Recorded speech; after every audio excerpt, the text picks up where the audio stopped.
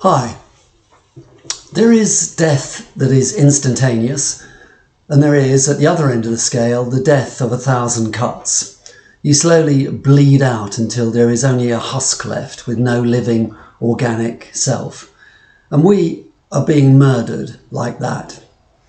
If you take a moment to think about exactly what a human being is and how they are formed, you'll see that the systematic murder of each one of us that is taking place in Europe and America. When you're born, you have either XX or XY chromosomes. You're a boy or you're a girl. You've got a base to start from, a fact about you, something solid. It's every baby's birthright.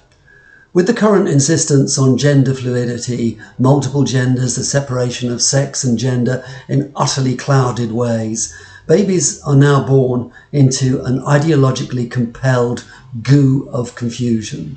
So you start in a web you may never crawl out of.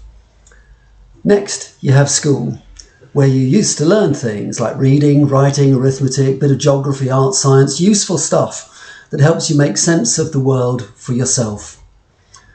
That is going to the wind as kids are taught not how to think, but what to think. About their bodies, about other people, about race, about everything, about other people.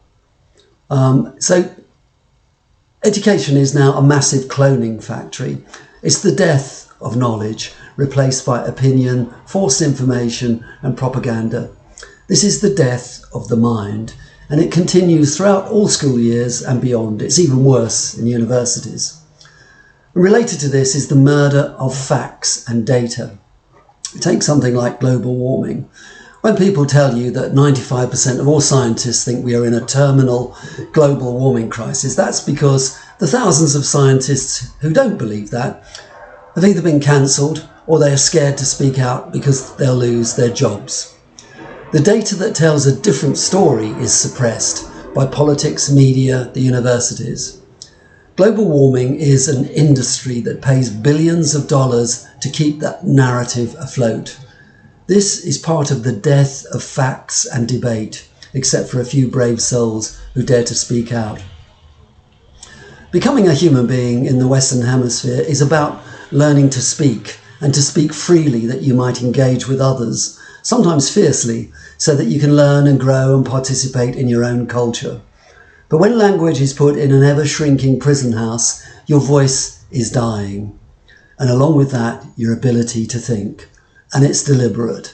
When you are told that what you can say and can't say, you are murdering one of the most fundamental principles of the free West.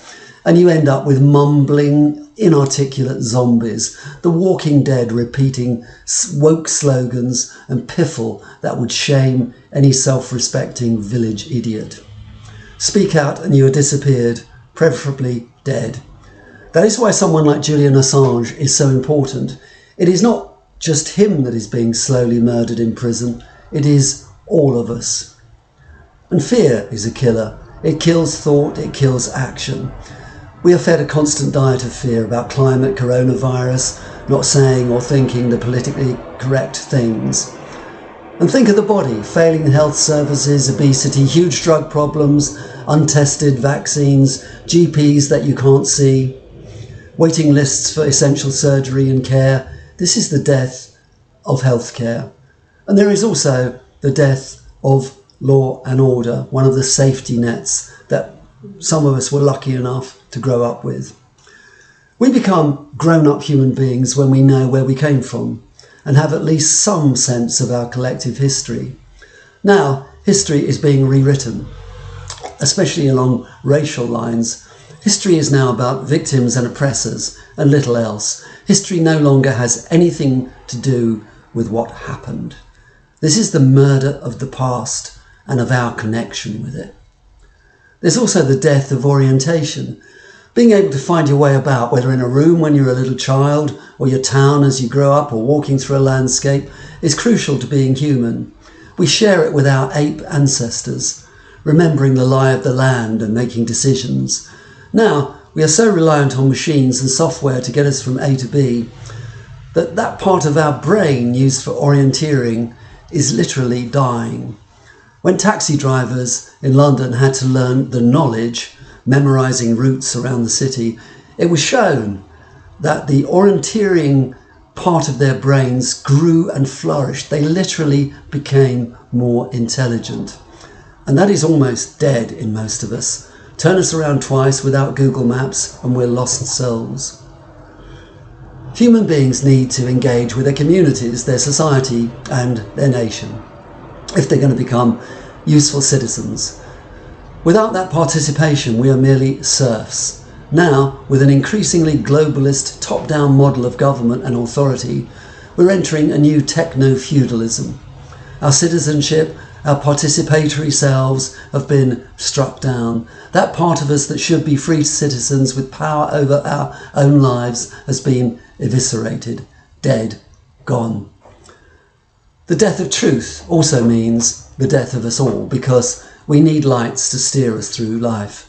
And if the truth is constantly distorted or deliberately hidden, we are paralysed into inaction and have no self-determination. This is the death of the self. Or the distractions we are fed, from Russell Brand to transgenderism to BLM to all the woke piffle churned out by mainstream media. This all takes our eyes off what is really happening.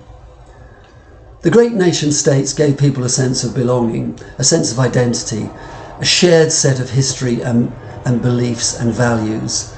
With open borders and unregulated migration, we are exiles in our own homes. This is the death of belonging. Now we can no longer discuss important things without being labelled racist or fascist or transphobic or any other daft off-the-shelf insult. The death of meaningful discussion and informed debate means we are no longer connected with one another.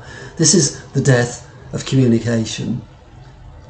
We're also becoming scarily close to the reality of Winston Smith in George Orwell's 1984. Smith realises that to survive, you must, in all outward appearances and behaviour, become dead to yourself.